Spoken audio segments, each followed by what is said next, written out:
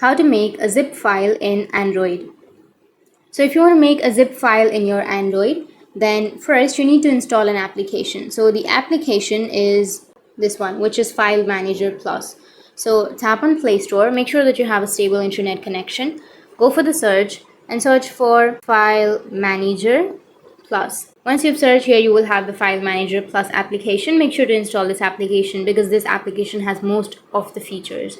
So once you've installed the application, you just need to simply tap on open and open the application and allow what it asks you. And once you've allowed, you need to simply go for the file that you would like to convert to a zip file. So for example, I'll be choosing a file, this one. So once you've chosen the file, you need to simply go for more, which is on the bottom right, and you need to tap on compress. Once you tap on compress, tap on OK, and after it is compressed, the file will be transferred from PDF to a zip file. So you can see that after compressing, the file has been converted to a zip file, and once you've converted, you can simply share that wherever you like. So that's how you can make a zip file in Android. And if you have any questions, feel free to comment below. Thanks for watching.